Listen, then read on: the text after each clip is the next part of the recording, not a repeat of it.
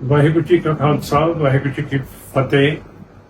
ਮੈਂ ਪੰਥ ਦਾ ਦਾਸ ਸਿਮਰਨਜੀਤ ਸਿੰਘ ਮਾਨ ਅੱਜ ਪਿੰਡ ਸੰਘੇੜੇ ਜ਼ਿਲ੍ਹਾ ਬਰਨਾਲੇ ਤੋਂ ਪੰਥ ਦੇ ਨਾਲ ਇੱਕ ਜ਼ਰੂਰੀ ਵਿਚਾਰ ਸਾਂਝਾ ਕਰ ਰਿਹਾ ਹਾਂ।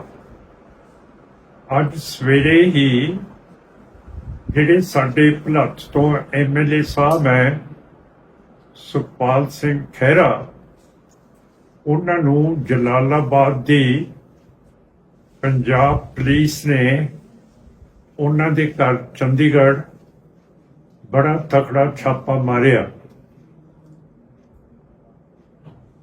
ਜਲਾਲਾਬਾਦ ਦੀ ਪੁਲਿਸ ਦੇ ਕੋਲੇ ਉਹਨਾਂ ਦੀ ਗ੍ਰਿਫਤਾਰੀ ਕਰਨ ਦੇ ਲਈ ਕੋਈ ਗ੍ਰਿਫਤਾਰੀ ਵਾਰੰਟ ਨਹੀਂ ਸੀਗਾ ਤੇ ਨਾ ਹੀ ਜਲਾਲਾਬਾਦ ਦੀ ਪੁਲਿਸ ਨੇ ਚੰਡੀਗੜ੍ਹ ਦੀ ਪੁਲਿਸ ਦੀ ਇਮਦਾਦ ਲੈ ਕੇ ਖਹਿਰਾ ਸਾਹਿਬ ਦੇ ਘਰ ਦੇ ਵਿੱਚ ਵੜੇ ਸੀ। ਇਹ ਇੱਕ ਬਹੁਤ ਵੱਡੀ ਕਾਨੂੰਨ ਦੀ ਉਲੰਘਣਾ ਪੰਜਾਬ ਪੁਲਿਸ ਨੇ ਕੀਤੀ ਹੈ। ਜੋ ਸਾਡੇ ਵਰਗੇ ਸਿੱਖ ਜਿਹੜੇ ਕਾਨੂੰਨ ਦੇ ਵਿੱਚ ਰਹਿੰਦੇ ਹੈ ਤੇ ਜਿਹੜੇ ਕਾਨੂੰਨ ਨੂੰ ਜਾਣਦੇ ਹੈ, ਅਸੀਂ ਬਰਦਾਸ਼ਤ ਨਹੀਂ ਕਰ ਸਕਦੇ ਹੈਗੇ। ਇਸ ਕਰਕੇ ਅਸੀਂ ਮੰਗ ਕਰਦੇ ਹਾਂ ਪੰਜਾਬ ਦੇ ਗਵਰਨਰ ਤੇ ਚੀਫ ਮਿਨਿਸਟਰ ਨੂੰ ਕਿ ਇਸ ਦੀ ਪੂਰੀ ਇਨਕੁਆਇਰੀ ਕੀਤੀ ਜਾਵੇ ਕਿ ਇਹੋ ਜਿਹੇ ਰੁੱਖੇ ਤਰੀਕੇ ਦੇ ਨਾਲ ਬੇਖੁਦੀ ਦੇ ਨਾਲ ਇੱਕ MLA ਸਾਹਿਬ ਸਰਦਾਰ ਖਹਿਰਾ ਨੂੰ ਕਿਉਂ ਹੱਥੋਂ ਪਾਈ ਹੋ ਕੇ ਖਿੱਚ ਕੇ ਧੂ ਕੇ ਮੋਟਰ ਦੇ ਵਿੱਚ ਪਾ ਕੇ ਤੇ ਉਹਨਾਂ ਨੂੰ ਜਲਾਲਾਬਾਦ ਦੇ ਪੁਲਿਸ ਸਟੇਸ਼ਨ ਦੇ ਵਿੱਚ ਲਿਜਾਇਆ ਗਿਆ।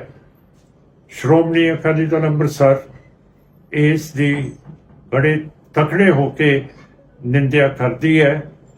ਜਦ ਕਿ ਮੇਰੇ ਕੋਲ ਅੱਜ ਇੱਕ ਹੋਰ ਰਿਪੋਰਟ ਆਈ ਹੈ ਕਿ ਦਿੱਲੀ ਦੀ ਨੈਸ਼ਨਲ ਇਨਵੈਸਟੀਗੇਟਿੰਗ ਏਜੰਸੀ NIA ਨੇ ਸਿੱਖਾਂ ਦੇ ਪਿੰਡ ਰਾਜਸਥਾਨ ਦੇ ਵਿੱਚ ਛਾਪੇ ਮਾਰ ਕੇ ਇੱਕ ਸਿੱਖ ਨੂੰ ਚੱਕ ਕੇ ਪਤਾ ਨਹੀਂ ਕਿੱਥੇ ਲੈ ਗਏ ਹੈ।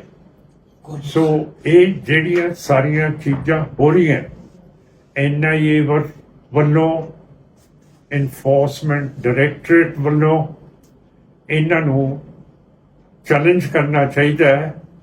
ਜੇ ਅਸੀਂ ਜਮਹੂਰੀਅਤ ਪਸੰਦ ਮੁਲਕ ਦੇ ਵਿੱਚ ਰਹਿੰਦੇ ਹਾਂ ਜਿੱਥੇ ਰੂਲ ਆਫ ਲਾਅ ਹੈਗਾ, ਪ੍ਰਿੰਸੀਪਲਸ ਆਫ ਨੈਚੁਰਲ ਜਸਟਿਸ ਹੈਗੇ ਹੈ, ਫਿਰ ਇਹੋ ਜਿਹੀ ਧੂਆਧਾਈ ਤੇ ਇਹੋ ਜਿਹਾ ਰੁੱਖ ਸਰਕਾਰ ਨੂੰ ਲੋਕਾਂ ਦੇ ਨੁਮਾਇੰਦੇ ਜਿਹੜੇ ਚੁਣੇ ਹੋਏ ਹੈ ਉਹਨਾਂ ਦੇ ਨਾਲ ਕੀ ਆਮ ਆਦਮੀ ਦੇ ਪਾਰਟੀ ਦੇ ਨਾਲ ਵੀ ਨਹੀਂ ਕਰਨਾ ਚਾਹੀਦਾ। ਆਸ ਕਰਦਾ ਮਹਾਰਾਜ ਸੱਚੇ ਪਾਤਸ਼ਾਹ ਫਤਿਹ ਬਖਸ਼ਣਗੇ ਤੇ ਕਾਨੂੰਨ ਨੂੰ ਉੱਪਰ ਰੱਖਣਗੇ। ਵਾਹਿਗੁਰੂ ਜੀ ਕਾ ਖਾਲਸਾ ਵਾਹਿਗੁਰੂ ਜੀ ਕੀ ਫਤਿਹ।